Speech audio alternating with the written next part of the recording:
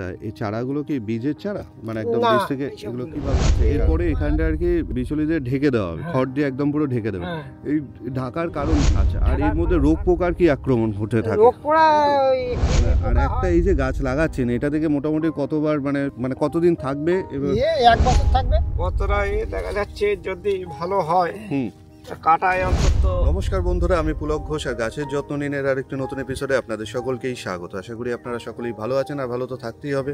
আপনার গাছকে ভালো রাখতে হলে আপনাকেও ভালো থাক। বন্ধুরা, আমি এখানে রয়েছি, সেখানে এখন হচ্ছে পটলের চারা গাছ লাগানো, অর্থাৎ এই জায়গাটা সম্পূর্ণটাতে পটল গাছ চাষ করা হচ্ছে। তো আমি আজকের এই ভিডিওতে আপনাদের জানাবো যে কিভাবে চারা গাছ রোপণ করা হচ্ছে এবং তার জন্য কি কি ব্যবস্থা নেওয়া হয়েছে সেগুলো আমি বিস্তারিত আপনাদের সাথে আলোচনা করছি। যিনি এখন এখানে কাজ করছেন তারাই বলবে যে এখানে আপনারা কিভাবে এগুলো করা হবে। আচ্ছা, এখানে তো আমরা দেখছি যে পটল গাছের চারা লাগানো হচ্ছে আপনার এখানে, তাই তো?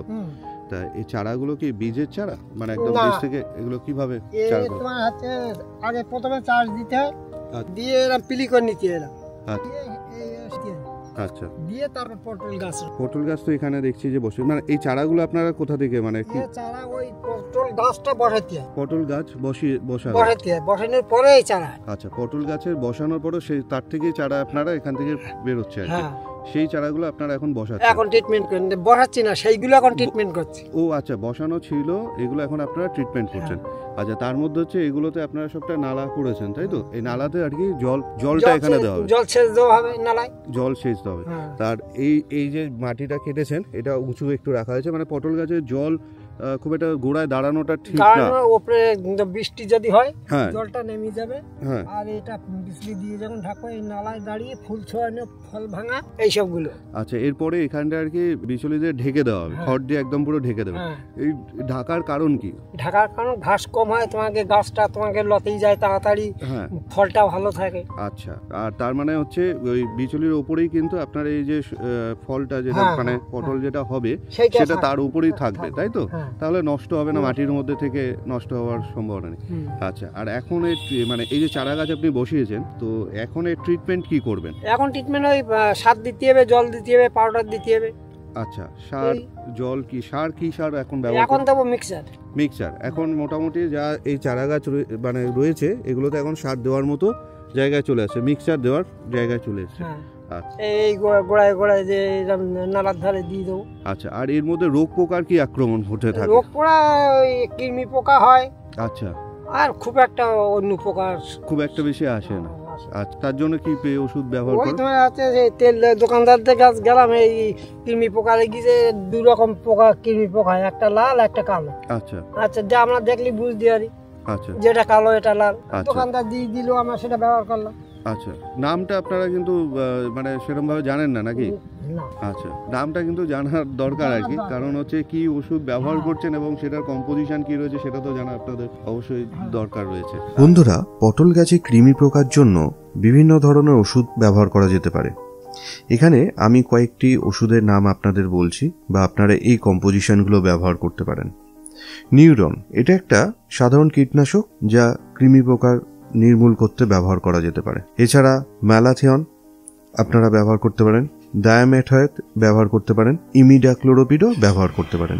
এগুলি প্রত্যেকটি কিন্তু আপনার সাধারণ কীটনাশক হিসেবেও গাছের জন্য প্রযোজ্য, এবং গাছে যে কৃমি পোকা হয় সেই কৃমি পোকা কিন্তু এইগুলো রক্ষা করতে পারবে। পটল গাছ যেহেতু মাটিতে থাকছে, প্রায় মাটির সংস্পর্শে থাকছে, তাই এই জাতীয় ইনসেকটিসাইডগুলো প্রয়োগ করার প্রয়োজনীয়তা রয়েছে। তাহলে এখন আর কি আপনারা এর উপরে বিচুলির উপরে বেচাবেন, আর মানে এখন মিক্সচার আপনারা ব্যবহার করছেন? মিক্সচার ব্যবহার করব, তারপরে পরবর্তীকালে ওই সুফলা দেবেন।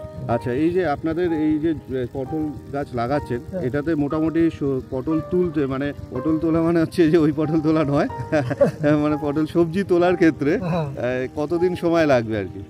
এখন এই তো ঠান্ডা পড়ছে, তো ঠান্ডা পড়লে ফুলটা আসে না। আচ্ছা, গরম পড়লে মানে এখন লাগাচ্ছেন তাহলে হচ্ছে মার্চে গিয়ে হবে এরকম ব্যাপার? ফেব্রুয়ারি মার্চে চলে যাবে নাকি? গরম না পড়লে ভালো হবে। তাহলে এত তাড়াতাড়ি এগুলো লাগাচ্ছেন? গাছ তৈরি করে নিতে হবে।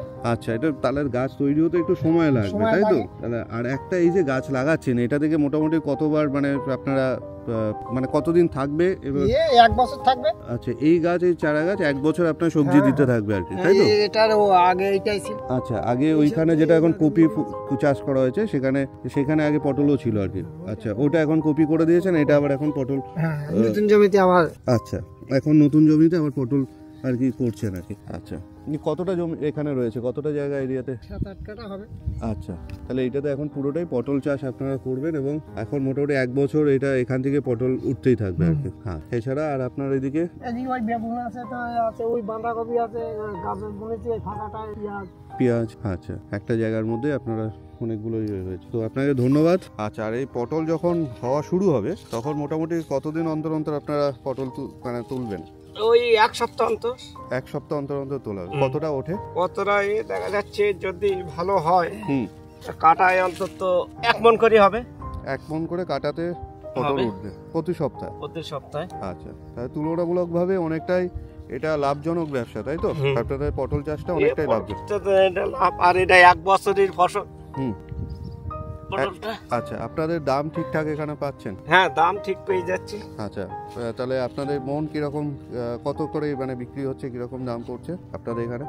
এক সময় থাকে তো দেখা যাচ্ছে হ্যাঁ 40 টাকাও থাকে কেজি, 50 টাকাও থাকে। আচ্ছা, আপনাদের এখান থেকে 40 টাকা 50 টাকা কেজি হতেও যায়। আপনারা কি সরাসরি কি বাজারে যাচ্ছে নাকি মানে আপনারা কোনো মানে মাধ্যমে আর কি বাজারে পাঠান? আমরা অনেক দেখা যাচ্ছে বেশি হয়ে গেলে তখন এখানে একজনের দেওয়া হয়, ব্যাপারীর দেওয়া হয়। আচ্ছা, আর নাইতে আমরা নিজেরাই অল্প হলে তখন ওই বাজারে যেতে হয়, হাট বাজারে। আচ্ছা, আপনারা নিজেরাও সরাসরি বিক্রিও করেন অনেক? হ্যাঁ। তো ধন্যবাদ আপনাদের। হ্যাঁ, খুব ভালো লাগলো আপনাদের সাথে কথা বলে এবং অনেকটা এরিয়া আপনারা পটল গাছ করছেন। আর জল কি সেচের মাধ্যমেই দেওয়া হবে, তাই? হ্যাঁ, জল একদম ওই হয়তো সপ্তাহে সপ্তাহে জল সেচা দিতে হবে। সপ্তাহে সপ্তাহে জল সেচের মাধ্যমে দেবেন? জলও দেবো, সারও দেবো, দিতেই হবে। সার না দিলে গাছ যত তাড়াতাড়ি গাছ তৈরি করতে পারবো ততটা ভালো আর কি, ফল আসবে, ততটা ভালো ফল আছে। মোটামুটি এখন আপনার হচ্ছে যে এখন বসাচ্ছেন মার্চের বা মার্চ এপ্রিল থেকে, আপনার হয়তো যখন গরমটা পড়ছে তখন থেকে আস্তে আস্তে অগ্রহায়ণ মাস তো পৌষ, মাঘ মাসের থেকে হয়ে যায়। মাঘ মাস থেকে হবে। হ্যাঁ, ঠিক আছে, ধন্যবাদ। আচ্ছা, অনেক ভালো থাকবেন। ঠিক আছে। তো